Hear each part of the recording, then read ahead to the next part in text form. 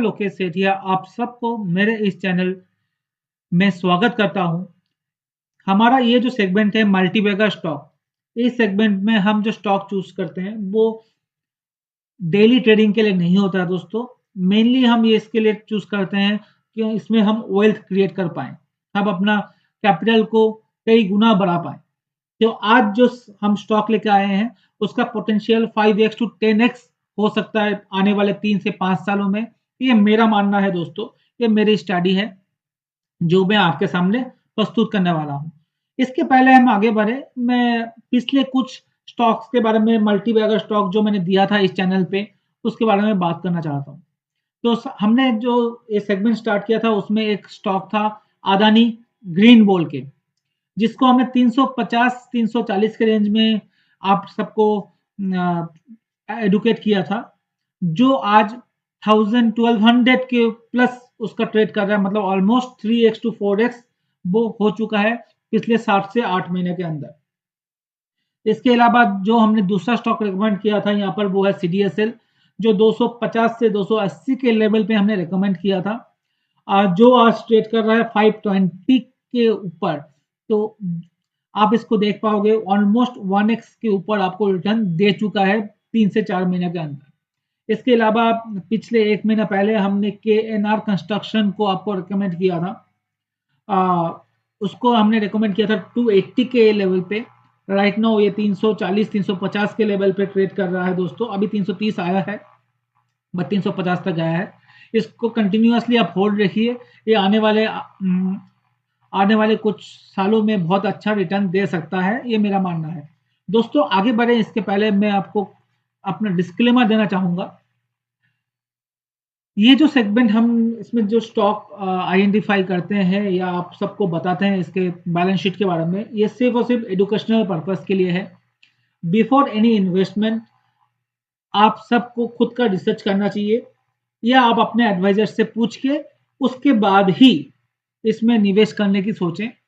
ये सिर्फ और सिर्फ आपको एक रास्ता या एक way to how we can identify a good stock, हम उसमें क्या क्या देखते हैं उसके बारे में बात कर रहे हैं। ये आपको सेल करने की या बाय करने की कोई भी रिकमेंडेशन इसमें नहीं है दोस्तों। हम जो स्टॉक के बारे में बात कर रहे हैं उसका नाम है NCC। इसके फंडामेंटल एनालिसिस के बारे में हम बात करेंगे, इसमें टेक्निकल एनालिसिस क्या कहता है उसके बारे में बात करेंगे, इसमें वैल्यूएशन मॉडल वाइज क्या टारगेट आता है हम उसके बारे में बात करेंगे दोस्तों। तो जब हम इस कंपनी के बारे में बात कर रहे हैं तो आप देख पाओगे इसका जो मार्केट कैप है आज के दिन पे 3504 करोड़ है, मतलब ये एक स्मॉल कैप कंपनी है दोस्तों। इसका करंट प्राइस 57 रुपीज का है, तो एक छोटी टिकट साइज का कंपनी हो गया।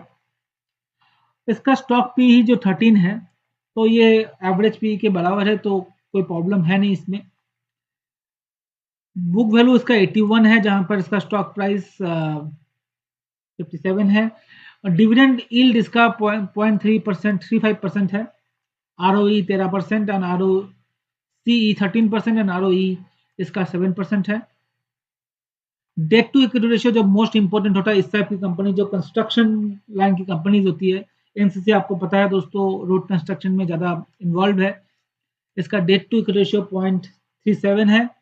एंटरप्राइज वैल्यू इसका 5,000 करोड़ का है, जहां पर अभी इसका मार्केट कैप 3,504 करोड़ का है, मतलब ऑलमोस्ट ये 1,500 करोड़ का सस्ता वैल्यूएशन में ट्रेड कर रहा है। प्राइस टू सेल ये 0.4-0.5 के बीच में है, तो बहुत ही सस्ता दिखा रहा है। तो इसका जो लाइफ टाइम हाई प्राइस है वो है 237, और वहां से आप देखोगे तो ऑलमोस्ट 4x रिटर्न हमें लाइफ टाइम हाई अगर ये क्रॉस करता है अपना, तो वहां से 4x रिटर्न हमें दे सकता है आज के भाव से, मोर देन 4x रिटर्न। तो एक बड़ा रीजन था जो लाइफ टाइम हाई से ये स्टॉक बहुत नीचे ट्रेड कर रहा है, हमें ये देखना था। इसका डेट टू इक्विटी अच्छा है, इसका पी प्राइस टू सेल बहुत अच्छा है। इसमें एक छोटा सा प्रॉब्लम है दोस्तों जो आपको ध्यान रखनी चाहिए, वो इसका जो प्लेज परसेंटेज है 26% है, जो एवरेज से कुछ ज़्यादा है। ये बहुत कम होना चाहिए दोस्तों, बट ये थोड़ा ज़्यादा है, तो ये इसका रिस्की पॉइंट है एक स्टॉक के लिए, जो आपको ध्यान में रखना चाहिए जब भी आप इसमें इन्वेस्ट करने के लिए या इसमें आप एनालिसिस करने के लिए आगे बढ़ो। दोस्तों आगे बढ़े इसके पहले मैं आपको बताना चाहूँगा, हमारा ये चैनल मेरा ये चैनल है इसमें हम टेक्निकल एनालिसिस के ऊपर एक ऑनलाइन क्लास करते हैं, ऑनलाइन आप लोगों को सिखाते हैं टेक्निकल एनालिसिस। ये बेसिक लेवल से एडवांस लेवल तक हम इसमें इस कोर्स में पूरा क्राइटेरिया हमने डिज़ाइन किया है। टोटल इसमें 16 घंटे का क्लास है दोस्तों। अगर आपको टेक्निकल एनालिसिस सीखना है, किस तरह से हम स्टॉक आइडेंटिफाई करते हैं, किस तरह से हमें इंट्राडे ट्रेडिंग या पोजिशनल ट्रेडिंग या लॉन्ग टर्म ट्रेडिंग करना होता है, तो उसके बारे में अगर कुछ जानना है तो आप इस नंबर पे आप मुझे कॉल कर सकते हो। आगे हम इसमें फर्दर डिस्कस कर पाएंगे। ठीक है दोस्तों, हम आगे बढ़ते हैं। अब एनसीसी की जब हम बात कर रहे हैं तो आप यहाँ पर देख पाओगे इसका जो प्रोमोटर होल्डिंग है ये 2018 में 18% था, जो बढ़ के 19.68 हुआ है। इसका मतलब है प्रोमोटर ने अपना 1.5% इसमें हिस्सा बढ़ाया है। एफ का हिस्सा आप देखोगे तो एफ ने 16% का था, जो घट के अब 10% का हो चुका है। डीआईएस ने भी अपना हिस्सा कम किया है 31%, 32% से लेके 13% का। तो यहाँ पर थोड़ा सा एफ और डीआईएस ने थोड़ा सा अपना पोजीशन हल्का किया है दोस्तों, ये इसमें दिखाता है। ये थोड़ा सा रिस्क है इसमें। और पब्लिक जो होल्डिंग है जो बढ़ के 33% से लेके 58% हो चुका है। तो यहाँ पर पब्लिक होल्डिंग बढ़ी है। डीआईएस और एफ का थोड़ा सा कम हुआ है और प्रोमोटर ने अपना 1.5% हिस्सा बढ़ाया है। एक चीज इसमें बहुत इंपॉर्टेंट है दोस्तों, जो आपको पब्लिक होल्डिंग में देखनी चाहिए। पब्लिक होल्डिंग में 58% में से बहुत सारे एचएनआई इन्वेस्टर हैं जिनका होल्डिंग इसमें ऑलमोस्ट 20-22% का है। तो ये पब्लिक होल्डिंग एक्चुअली ये 30-35% का है और बाकी 20-25% जो है एचएनआई इन्वेस्टर का है। उनमें से एक बड़ा एचएनआई इन्वेस्टर जो है उनके पास है 10% का होल्डिंग। जी हाँ दोस्तों, मोर देन 10% एक्चुअली उनके पास ये होल्डिंग है। आई बिलीव आप सब उनको जानते हैं। उनका नाम है राकेश झुनझुनवाला। राकेश झुनझुनवाला के पास इस स्टॉक का मोर देन 10% होल्डिंग आज के दिन पे है और उन्होंने पिछले महीने ही इसमें अपना होल्डिंग 2.5 या 3% और बढ़ाया है, जो 8% के करीब था, जो उसको अब उन्होंने 10% के करीब उन्होंने इसको लेके गए हैं अपने होल्डिंग को।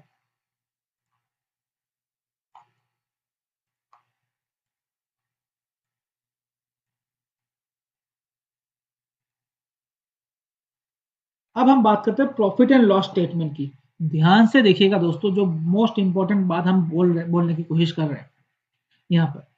तो आप अगर ध्यान से देखोगे, इनका जो नेट प्रॉफिट मार्जिन था एनपीएम की, जिसको हम बात करते हैं, 2013 में 0.8, 2014 में 0.5, 0.5, 1.5, 0.2, 0.3, ऐसा एनपीएम मार्जिन हुआ करता था 2017 तक।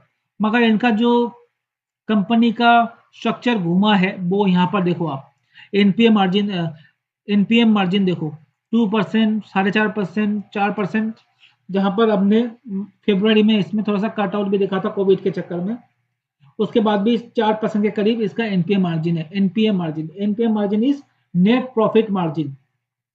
ये धीरे धीरे इंक्रीज हो रहा है, ये दिखा रहा है बिजनेस में नेट प्रॉफिट धीरे धीरे बढ़ रहा है लास्ट 3-4 साल से।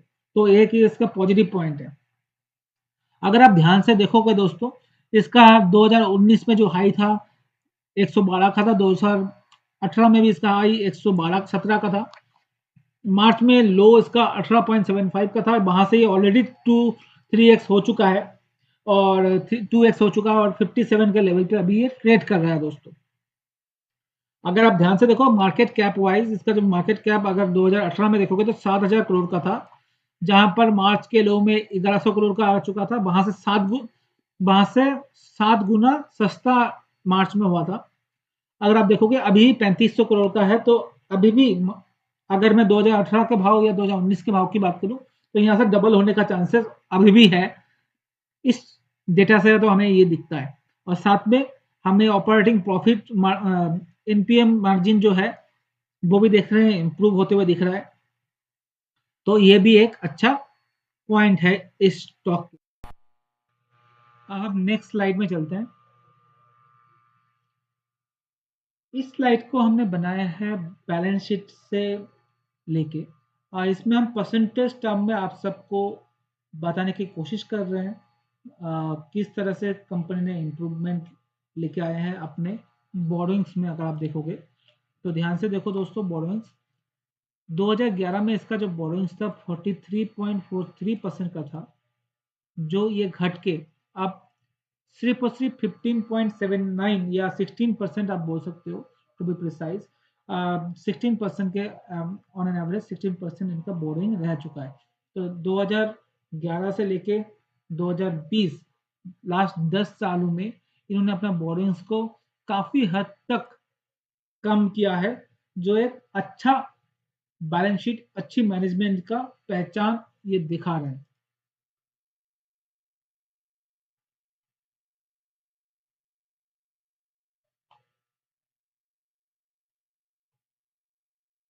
जब हम बात कर रहे हैं इसके रेवेन्यू मॉडल की, तो रेवेन्यू के ग्रोथ देखोगे तो 2011 से लेके 2014 में इन्होंने अच्छा इंप्रूवमेंट दिखाया।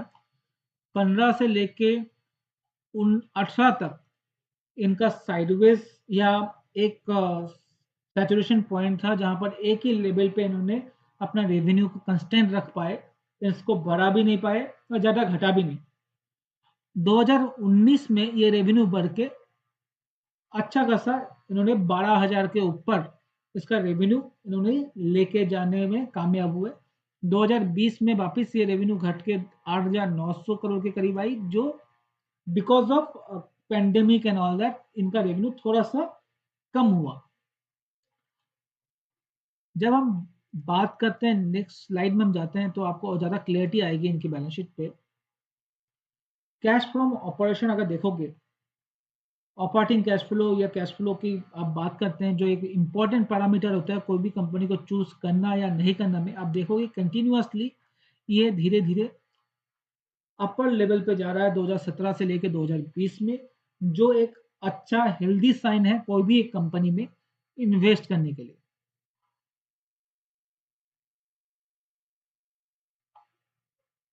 जब हम बैलेंस शीट की बात करते हैं, जैसे मैंने बोरोइंग्स की बात की थी लास्ट टाइम, तो यही डेटा में आपको दिखा रहा है।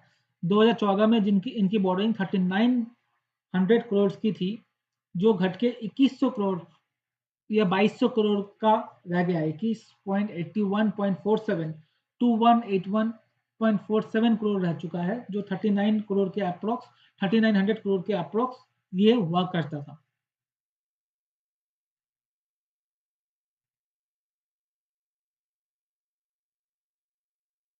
जो अब इंपॉर्टेंट डेटा पॉइंट है हम उसके बारे में बात करते हैं, इससे आपको एकदम क्लियरिटी आ जाएगी हमें इस कंपनी को किस तरह से देखना चाहिए।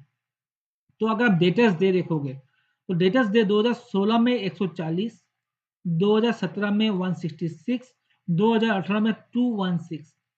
जैसे हमने देखा था वहां पर सेल्स भी डाउन हो रहा था धीरे धीरे 15 से लेके 18 तक, और वैसे ही इनका डेटर्स डे भी बढ़ रहा था, जो एक नेगेटिव साइन था स्टॉक के लिए। इसी टाइम पे ये स्टॉक परफॉर्म ज्यादा अच्छा कर नहीं पाया था बिकॉज ऑफ दिस। इसका मतलब ये क्या होता है, डेटर्स डे का मतलब ये होता है, आपने किसी कंपनीज के लिए, गवर्नमेंट के लिए या किसी और के लिए कुछ काम किया, मगर उन्होंने आपको पैसा कितने दिनों के बाद आपके काम का उन्होंने वापिस किया। जो ये दिखा रहा है वो 140, 160, 200 दिन के ऊपर उन्होंने अपना ड्यू क्लियर किया है। तो ये एक बड़ा ज्यादा दिन है, जो अनएक्सपेक्टेड है। इतना दिन नहीं होना चाहिए कोई भी कंपनी में। इन्होंने इस चीज को इम्प्रूव किया 2019 में सिर्फ 97 डेज, एंड 2020 में 111 दिन। ये भी एक अच्छा नंबर्स आप बोल सकते हो डेटर्स डे के हिसाब से, कोई भी रोड कंस्ट्रक्शन कंपनी के हिसाब से ये एक अच्छा डेटा है। लास्ट 2 साल में इन्होंने अपने आप को बहुत इंप्रूव किया है डेटर्स डे के मुकाबले। अब इन्वेंट्री टर्नओवर देखिए दोस्तों, 2014 में इन्वेंट्री टर्नओवर जो था वो सिर्फ 3 था, 2.94 टू बी प्रिसाइज। अब यही डेटा इन्होंने इंप्रूव करके 2020 में इन्होंने 6.4, ऑलमोस्ट डबल इन्होंने इन्वेंट्री टर्नओवर कर दिया, जो इनको ऑपरेटिंग एफिशिएंसी को दिखाता है। इन्होंने अपना ऑपरेशन को इतना मजबूत किया है, तो क्योंकि इसके लिए इनका इन्वेंट्री टर्नओवर डबल हुआ है पिछले 6 सालों में। फिक्स एसेट टर्नओवर देख लीजिए, 2.79 से बढ़ के 6.3, तो ऑलमोस्ट 2x हो गया है इनका फिक्स एसेट टर्नओवर भी, जो एक बहुत अच्छा साइन है। डेट टू इक्विटी आप देखोगे तो 1.42 था किसी एक टाइम पे, बहुत ज्यादा था, जो घट के अब 0.44 रह गया है। तो एक बहुत ही अच्छी पोजीशन में ये कंपनी आ गई है। ये डेटा इसमें शो कर रहा है लास्ट 2 सालों में, और एक अच्छा अपॉर्चुनिटी है बिकॉज ऑफ पेंडेमिक, इसका प्राइस ऊपर के लेवल से काफी डिस्काउंट में है, तो एक अच्छा अपॉर्चुनिटी भी ये प्रोवाइड कर रहा है आज के दिन पे। अब अगर मैं इसका वैल्यूएशन निकालू, मैंने इसके वैल्यूएशन निकाला था कैश फ्लो के बेसिस पे, जिसके बेसिस पे इसका जो प्राइस है ये होना चाहिए 367 रुपीज। जो आज के दिन पे इसका जो प्राइस है वो 57 रुपीज है। तो आप देख सकते हो कितना गैप है इसके वैल्यूएशन कैश फ्लो मॉडल में, अगर मैं इसका प्राइस निकालता हूँ और इसका एक्चुअल प्राइस में, तो ये जो गैप है ये आने वाले 3 या 4 साल में फिल होने वाला है, जो इसको 8x से लेके 10x तक रिटर्न दे सकता है दोस्तों। जी हाँ दोस्तों, 8 से लेकर 10 गुना ये वैल्यूएशन के मैट्रिक्स के हिसाब से इसका प्राइस होना चाहिए, अगर आप ध्यान से देखो। इसके अलावा मैंने डीसीएफ मेथड के ऊपर भी एक वैल्यूएशन निकाला, तो मैंने पाया इसका जो प्राइस डीसीएफ मेथड के वाइज होना चाहिए वो है 240 का लेवल, और आज का लेवल है 57 का लेवल। तो यहां से भी 5x का जगह हमें बनता है एज पर डीसीएफ मेथड भी। 57 से लेकर 240, यहां से भी 5x का जगह हमें दिख रहा है दोस्तों।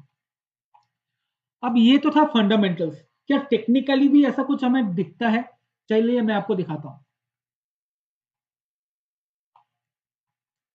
इसके पहले दोस्तों हम आगे बढ़े, मैं एक छोटा सा रिक्वेस्ट करना चाहूंगा, अगर मेरा ये एनालिसिस आपको अच्छा लग रहा है तो प्लीज मेरे इस वीडियो को लाइक कीजिएगा, सब्सक्राइब कीजिए और शेयर भी जरूर कीजिएगा, सो दैट हमें मोटिवेशन मिले, हम और भी वीडियो बनाएं। प्लस कोई भी नया वीडियो जो अगर मैं लेके आ रहा हूं तो वो वीडियो भी आपको डायरेक्टली मिल जाए। तो आगे जब बढ़ते हैं, आप टेक्निकल देखते हैं, तो दिया दोस्तों आप ध्यान से देखिएगा इसको।